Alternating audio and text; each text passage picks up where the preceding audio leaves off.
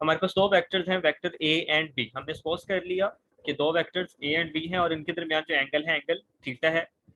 तो हमें पता है कि जब हम दो वेक्टर्स का डॉट प्रोडक्ट लेते हैं, फॉर एग्जांपल ये वेक्टर ए था और ये वेक्टर बी था और इनके दरमियान एंगल थीटा था। याद रखना है एंगल बिटवीन वेक्टर्स हमेशा उनकी टेल्स के दरमियान लिया जाता है, ये आपके पास है। तो डॉट प्रोडक्ट की डेफिनेशन के अकॉर्डिंग हमें पता है कि अगर हम डॉट प्रोडक्ट लेते हैं तो उसका फार्मूला ये होता है कि मैग्नीट्यूड ऑफ फर्स्ट वेक्टर, पहली चीज होती है मैग्नीट्यूड ऑफ फर्स्ट वेक्टर, और देन हम लेते हैं projection of B on A, second vector की प्रोजेक्शन लेते हैं in the direction of first vector. और प्रोजेक्शन का मतलब क्या होता है? प्रोजेक्शन का मतलब होता है साया।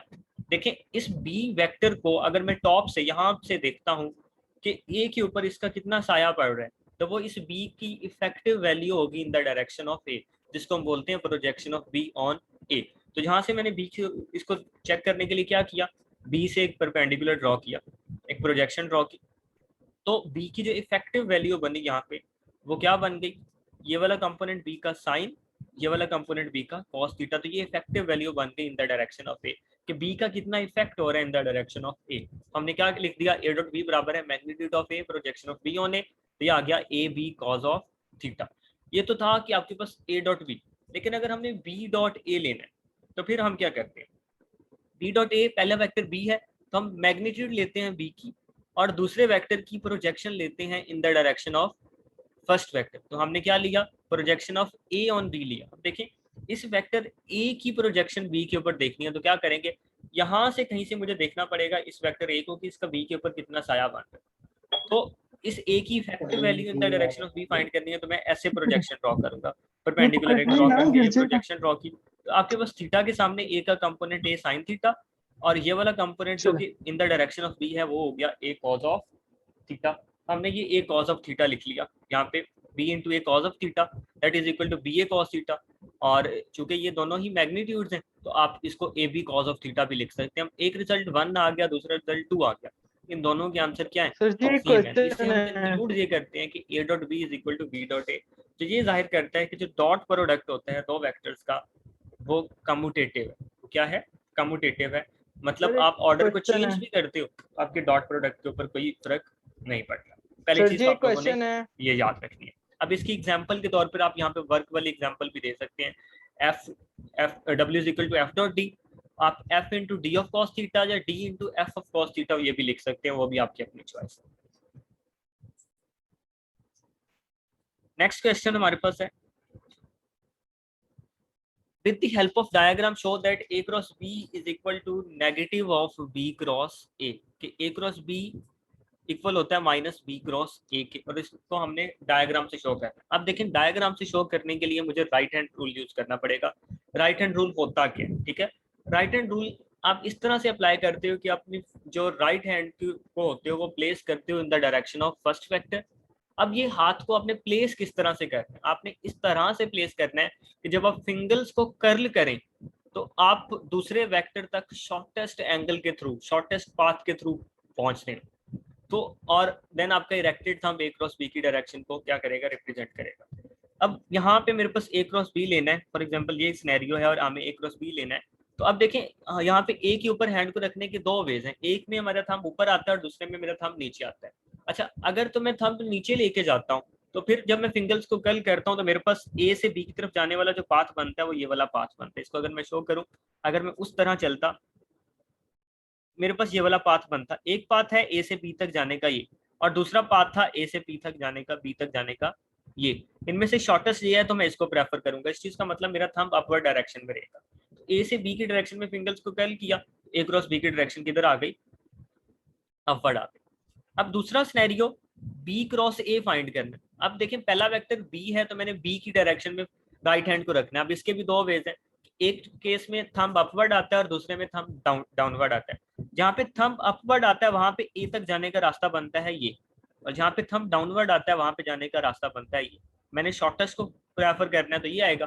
तो हमने बी के ऊपर राइट हैंड को प्लेस करना है जिस तरह के जब मैं फिंगर्स को कर्ल करूं तो ए तक जाने के लिए शॉर्टेस्ट एंगल बने, तो डाउनवर्ड डायरेक्शन आएगी, ये downward direction B cross A की होगी। अब मुझे ये समझ आ गई कि ए क्रॉस बी की डायरेक्शन अपवर्ड है और बी क्रॉस ए की डायरेक्शन डाउनवर्ड है। दोनों की मैग्नीट्यूड तो सेम है लेकिन डायरेक्शन एक दूसरे के रिवर्स है। उसकी वजह से दरमियान में क्या लगा दिया, नेगेटिव लगा दिया। तो ये दो फिगर्स आपने बनाते हुए शो करना है कि a cross b is equal to negative of b cross.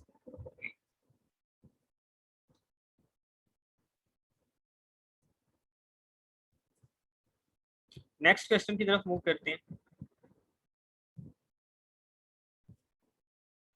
आपसे ये कहा गया है show that vector addition is commutative. आपने शो करना है कि जो वेक्टर एडिशन है वो कम्यूटेटिव होती है। इस चीज का मतलब ये है कि आपने ये शो करना है a plus B is equal to A, आपने ये शो करना है कि a plus B equals b plus A. कि आप किसी भी वेक्टर को पहले लिख लें, आपके आंसर पे कोई फर्क नहीं पड़ेगा। पहली चीज तो आप लोगों ने याद रखनी है, वेक्टर्स को जब आप ऐड करते हो तो ऑर्डर मैटर नहीं करता। आप वेक्टर्स को किसी भी ऑर्डर में ऐड कर लें, आपका जो रिजल्टेंट आएगा वो हमेशा क्या रहेगा, सेम रहेगा। मैं रिपीट कर देता हूँ, वेक्टर एडिशन आप किसी भी ऑर्डर में वेक्टर्स को ऐड कर सकते हो।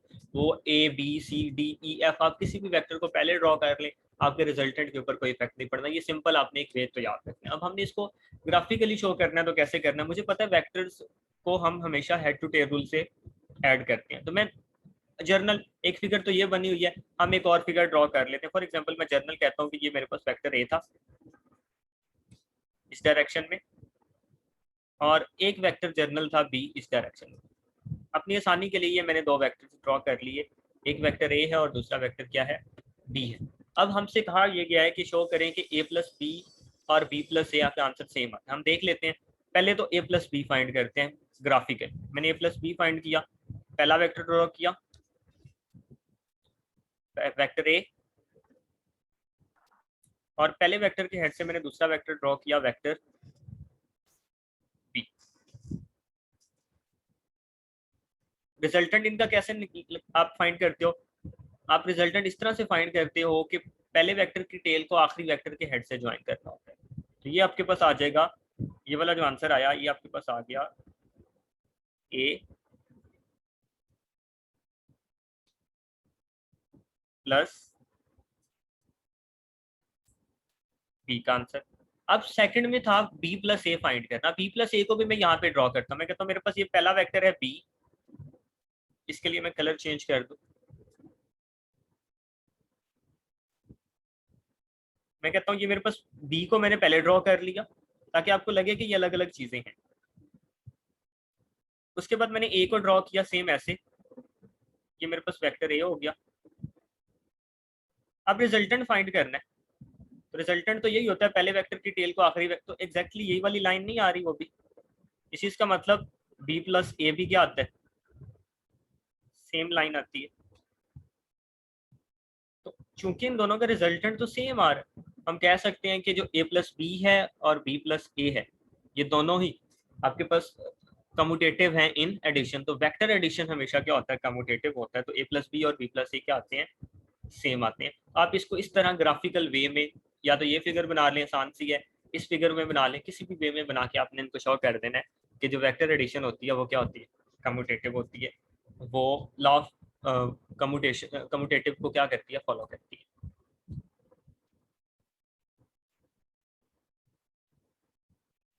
नेक्स्ट क्वेश्चन की तरफ मूव करते हैं, क्वेश्चन नंबर 4 एडिशनल।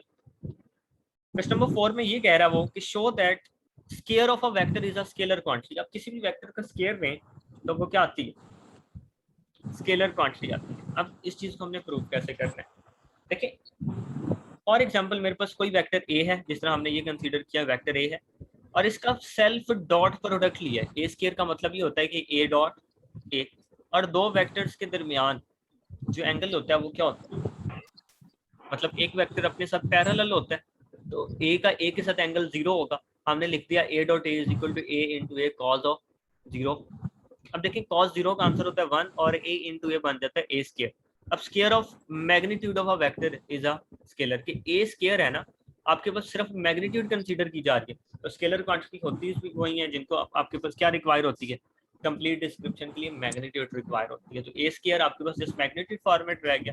इस चीज का मतलब ये होगा कि आप जब भी स्केयर लेंगे किसी वेक्टर का, उस वेक्टर का जो स्केयर होगा वो हमेशा आपके पास क्या आएगा, एक स्केलर क्वांटिटी ही आएगी, एक स्केलर नंबर आएगा, एक न्यूमेरिकल नंबर आएगा। देन क्वेश्चन नंबर 5 है the subtraction of vector is equivalent to addition of same vector prove. वो कहता है कि सब्ट्रैक्शन और जो एडिशन है ऑलमोस्ट वो सेम ही प्रोसेस होता है। इस चीज का मतलब ये है कि आप सब्ट्रैक्शन को भी इन एक्चुअल क्या कहते हो, एडिशन ही कहते हो। अब कैसे आप उसको एडिशन कहते हैं देख लें। देखिए एडिशन के लिए फॉर एग्जांपल मैं सपोज करता हूँ मेरे पास वेक्टर ए था ये, और वेक्टर बी था ये। इनको ऐड करना तो बड़ा आसान था, वेक्टर ए और वेक्टर बी ड्रॉ कर लिया और ये इनका क्या आ जाता था, रिजल्टेंट आ जाता। तो ये तो था कि इनकी एडिशन थी। अब अगर सब्ट्रैक्शन करनी है तो कैसे करनी है, लेकिन सब्ट्रैक्शन भी इन एक्चुअल है एडिशन ही, कैसे बता देखें।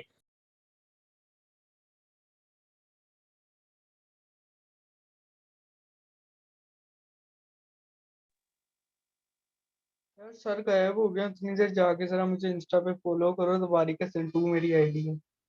हम डिस्कस कर रहे थे कि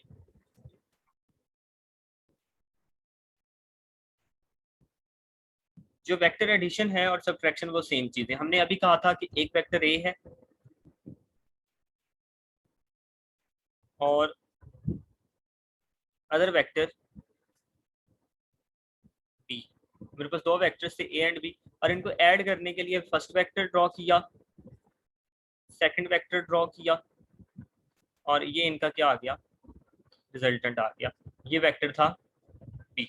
अब अगर मुझसे ये कह दिया जाए कि ए माइनस बी फाइंड करें, उसके कहने का मतलब क्यों ये है कि आपने जाहिर करनी? करना है कि ये भी जस्ट लाइक एडिशन ही आपने करना है। कैसे भला देखें जरा। हम क्या करेंगे, ए और ए में अगर मैं ऐड कर दूं क्या, माइनस बी, तो ये दोनों आंसर क्या होते हैं, सेम होते हैं। इस चीज का मतलब ये। अब माइनस बी का मतलब क्या है, बी की एक्चुअल डायरेक्शन अपवर्ड है, माइनस बी की डायरेक्शन किस तरफ आ जाएगी, ऑपोजिट डायरेक्शन। हमने मैग्नीट्यूड चेंज नहीं की, जस्ट डायरेक्शन रिवर्स कर दी, ये नेगेटिव ऑफ बी आ गया। ये पहला वेक्टर ए ड्रॉ किया, दूसरा वेक्टर माइनस बी ड्रॉ किया, पहले वेक्टर की टेल को आखिरी के हेड से मिला दिया। तो ये आपके पास जो आंसर आ गया वो किस चीज का आ गया, ये वाला जी आंसर आ गया ए माइनस बी का, जिसको ए प्लस माइनस बी भी लिख सकते हो। सेम हमने यहाँ पे ये किया। अब देखिए हमने यहाँ पे सिलेक्ट किया वेक्टर ए और वेक्टर बी इस डायरेक्शन में था। जब इनकी एडिशन करनी थी तो मैं क्या कर रहा था, मैं जस्ट वेक्टर बी को इस डायरेक्शन में, उसकी एक्चुअल डायरेक्शन में शो कर रहा था और एडिशन के लिए ये आपके पास आ जाता ए प्लस बी। लेकिन अब उसने कहा है कि ए माइनस बी जो जस्ट लाइक एडिशन है, तो इस बी की डायरेक्शन को मैं ऑपोजिट डायरेक्शन में लेके और पहले वेक्टर को आखिरी वेक्टर की टेल की आखिरी वेक्टर हेड से मिलाया, ए माइनस बी आ गया। और ये process head to tail rule से ही तो किया हमने। तो जस्ट लाइक आपके पास क्या है, ये वेक्टर एडिशन ही है, वेक्टर सब्ट्रैक्शन भी। तो वेक्टर सब्ट्रैक्शन के लिए भी हम हेड टू टेल रूल को ही क्या कर रहे हैं, यूज कर रहे हैं। हमने सिर्फ इतना ध्यान से बताना था ग्राफिकली। लास्ट क्वेश्चन हमारा, सेकंड लास्ट क्वेश्चन है, एक्सरसाइज का न्यूमेरिकल भी है। वो कहता है if a is equal to 4i plus 3j find a hat, unit vector find करना है। या स्टेटमेंट एक्सरसाइज में ये है, find the unit vector in the direction of vector a is equal to 4i plus 3j। Formula आपने simply याद रखना है, a हैट का फार्मूला होता है vector a over magnitude of the a। अब वेक्टर a तो मुझे पता है that is 4i plus 3j। Magnitude कैसे फाइंड करते हैं, 4 का स्क्वायर प्लस 3 का square, square root, that is equal to square root 25। Answer उसका आ जाएगा 5। तो वैल्यूज पुट करते हैं 4i प्लस 3j बाई 5, इसको अब 4/5i प्लस 3/5j। अब एक चीज याद रखनी है, जब आप इसकी ये वाली वैल्यू दे दी जाए is equal to 4i plus 3j by 5, आपसे कहा जाए इसकी मैग्नीट्यूड कितनी होगी, क्योंकि ये एक यूनिट वेक्टर है, इसकी मैग्नीट्यूड इक्वल होगी 1 के। दूसरी चीज कहते हैं, आखिरी क्वेश्चन है, scalar product of two vectors A and B in terms of their rectangular components. A और बी के स्केलर प्रोडक्ट को अगर रेक्टेंगुलर कंपोनेंट्स में रिप्रेजेंट करना है तो कैसे करेंगे। सपोज कर लें ए के कंपोनेंट्स हैं A is equal to A X I plus A Y J plus A C K, और बी के कंपोनेंट्स हैं B X I plus B Y J plus B G के।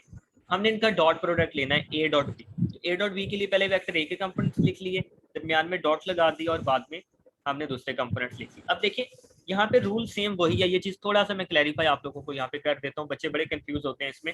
देखिए ए एक्स पहले बी एक्स से multiply होगा। देखिए कैसे, ए एक्स किससे मल्टीप्लाई होगा, ax ने मल्टीप्लाई होना है bx के साथ, ठीक है। इसको और सिंप्लीफाई कर दें, ax डॉट bx मल्टीप्लाई यही होगा, ax bx से पहले मल्टीप्लाई हो रहा है, ऐसे था ax bx से मल्टीप्लाई होगा, और साथ में क्या आ रहा था i डॉट i। अच्छा उसके बाद देखें ax ने मल्टीप्लाई होना है by से, प्लस इसको लिखना जरूरी है ax by से मल्टीप्लाई हो रहा है, और उसके साथ देखें इंपॉर्टेंट चीज i dot j plus ax multiply होता है bz के साथ और आता है i डॉट k। अब ये चीज काबिल गौर है कि हम इनमें से ये सारी चीजें लिखते क्यों नहीं है, रीजन क्या देखें। मुझे पता है i डॉट i होता है आई स्क्वायर और इसकी वैल्यू आती है 1। अगर मैं यहाँ पे इसको भी लिख दूं तो i डॉट i की वैल्यू क्या होती है 1। फिर है i डॉट j, देखें i डॉट j का मतलब होता है i j cause of theta, और कॉज ऑफ थीटा, थीटा का मतलब तो ये हो गया कि आपके पास एंगल i और j के दरमियान 90 का है, तो कॉज ऑफ 90 अगर मैं लिखूंगा तो कॉज 90 पे 0 होता है, तो इसका आंसर क्या आ जाता है 0। इसका आंसर क्या आता है 0। सेम अगर आप फाइंड करना चाहें i डॉट k, इसका आंसर भी क्या आ जाता है 0। अब इस चीज का मतलब ये वाली जो टर्म्स हमने यहाँ पे लिखी थी ये सारी की सारी आपके पास क्या आ जाएगी 0, ये भी 0, तो सिर्फ रह किया जाएगा ax bx। इस वजह से हमने यहाँ पे क्या लिखा है ax bx i dot i। अब सेम y के लिए भी यही होगा। अब j डॉट i इसका आंसर 0, j डॉट j इस वाले कंपोनेंट को हमें लिख दिया क्योंकि बाकी सारे 0 हो जाने। फिर z के लिए सिर्फ हमने z वाला ही लिखा है। इस चीज इसलिए हम शॉर्टकट ये बताते हैं कि जब आपने डॉट प्रोडक्ट लेना है in case of rectangular components, तो आप x को x के साथ मल्टीप्लाई करते हैं, y को y से और j को j से, और साथ में i j k लिखने की भी जरूरत नहीं है क्योंकि i j k इनकी वैल्यूज इवेंचुअली क्या आ जाती हैं, i डॉट i का आंसर 1 आ जाता है, j डॉट j का आंसर 1 आ जाता है, k डॉट k का आंसर 1 आ जाता है, तो बाकी क्या रह जाता है a डॉट b रह जाता है, ax bx plus ay by plus az bc। इस तरह से ये आपकी बाकी चीजें जो रिमेनिंग है वो रह जाती है।